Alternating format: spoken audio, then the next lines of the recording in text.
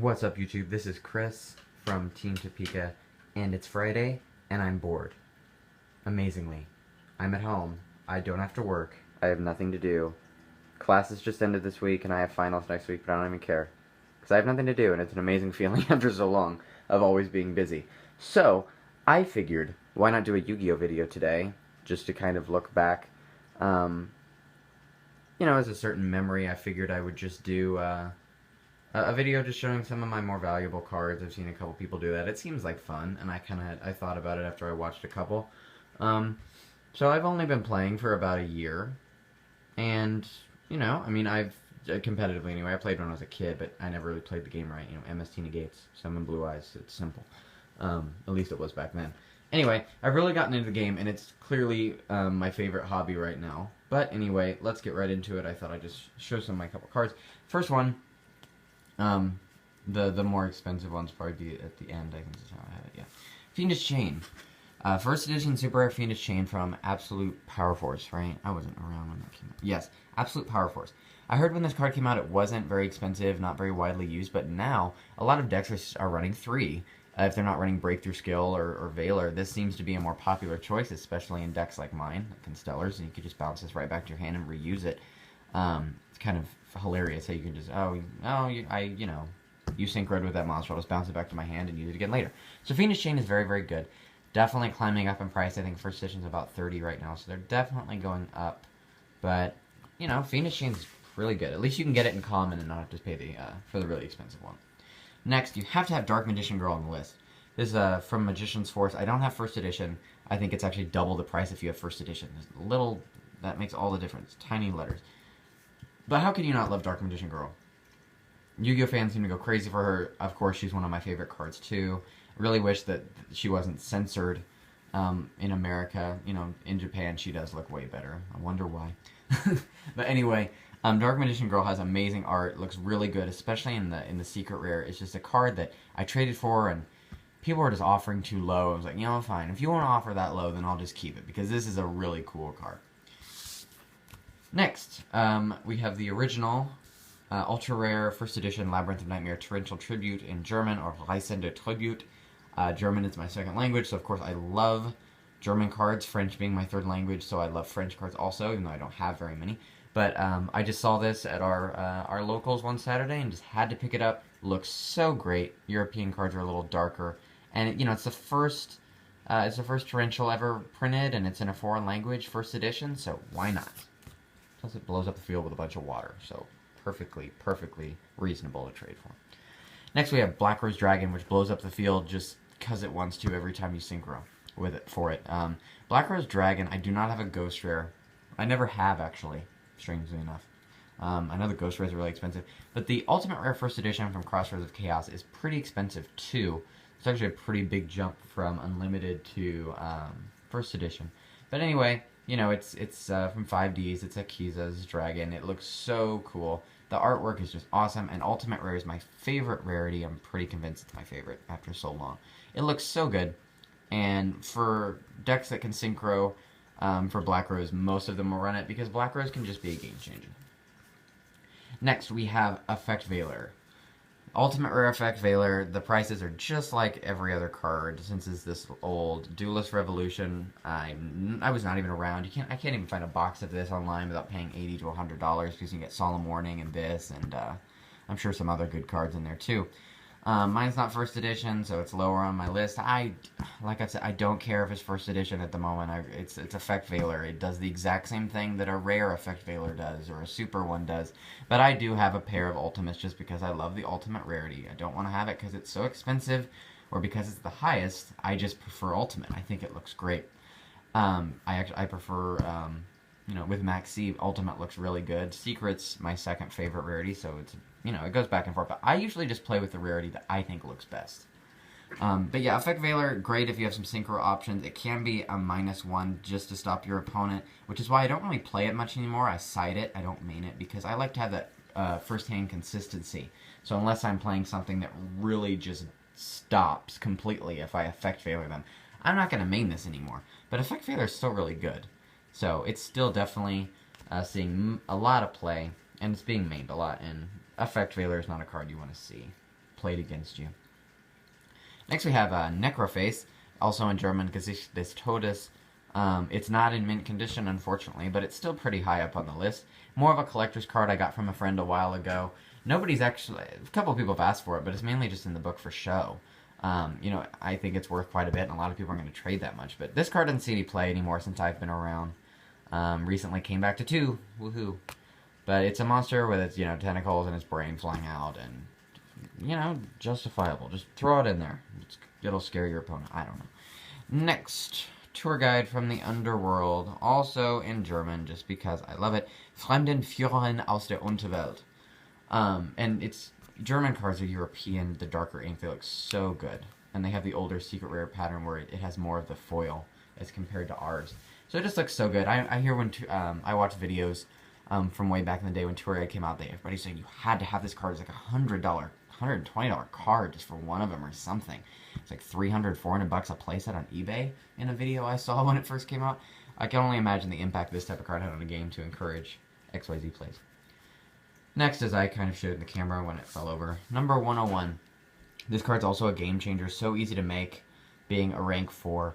And you know, it's pretty much everything Maestroke wanted to be. I mean, Maestroke can flip stuff face down, but this can take stuff, and it makes your opponent rethink what position they special summon their Xyz monster in. I mean, that's a game changer in itself. People, you know, summon Dracosac in defense, or, you know, Pleiades or something in defense because they really don't want to get it taken, because if you can't stop this and they bait out the Pleiades bounce, or they bait out the back row or whatever it is, and then they take it and your field's gone, and it protects itself. I'm going to take your monster, and I'm going to protect myself with your monster. That's real nice.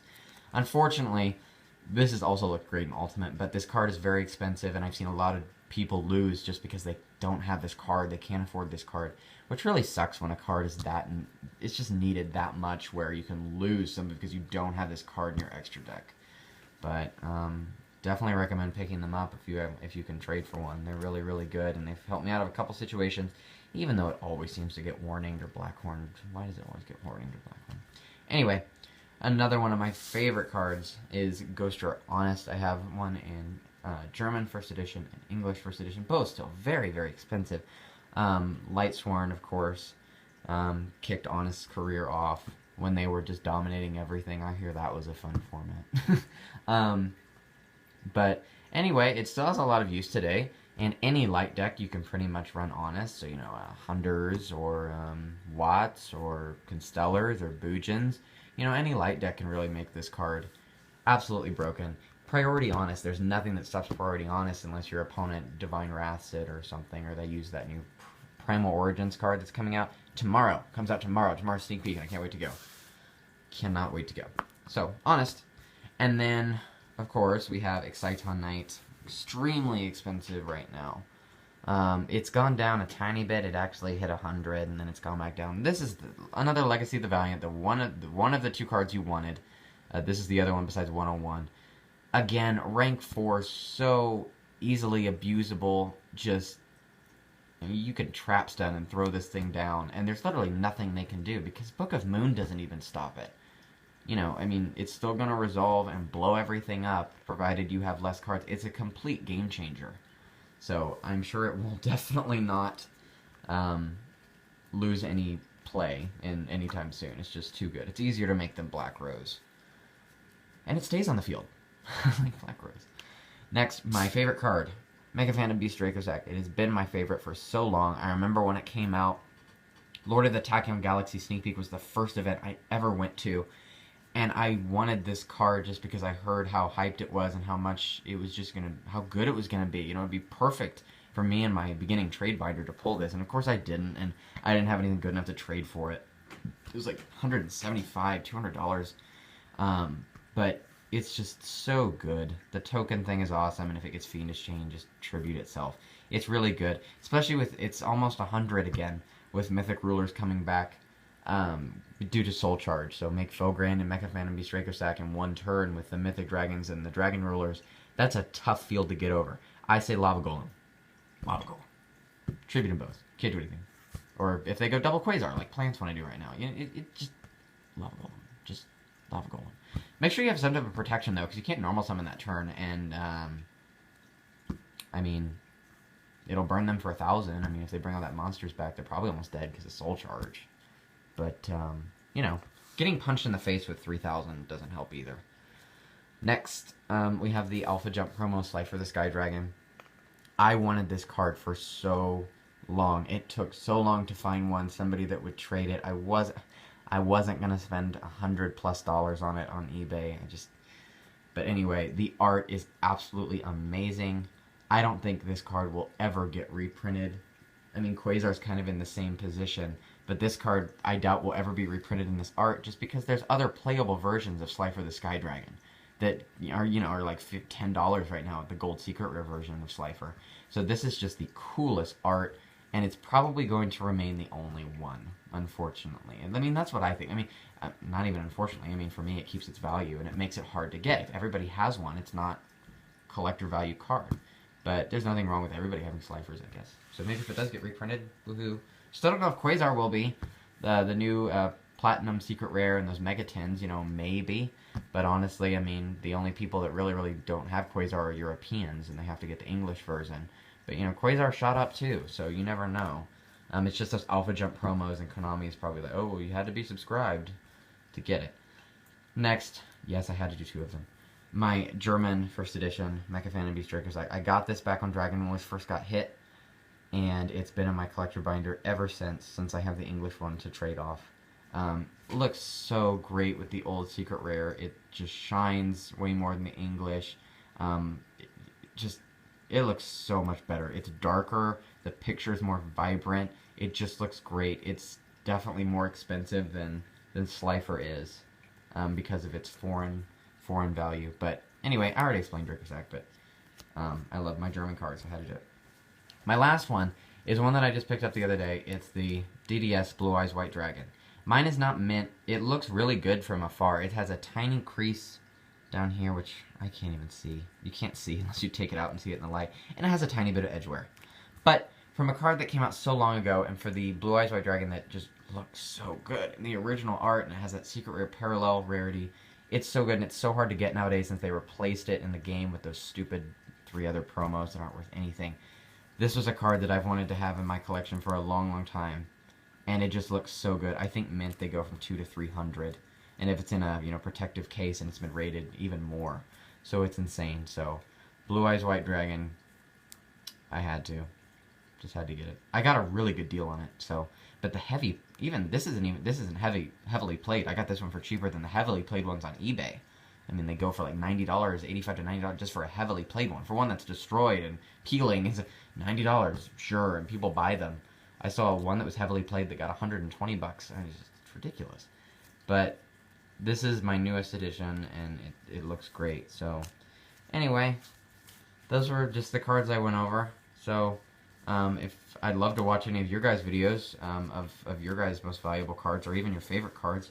A lot of my favorite cards end up just being the most valuable ones, I guess. But anyway, thank you guys very much for watching. It was fun to, do something while I was bored. So feel free to check out any of my videos. Very excited for Sneak Peek tomorrow. Maybe you guys can comment on what your favorite card is going to be from the set, or what you're looking for. Primal Origins, it's been leaked a little bit because people are opening all their stuff early. But, hopefully it's still a lot of fun. So thank you guys very much for watching, and I will catch you guys later.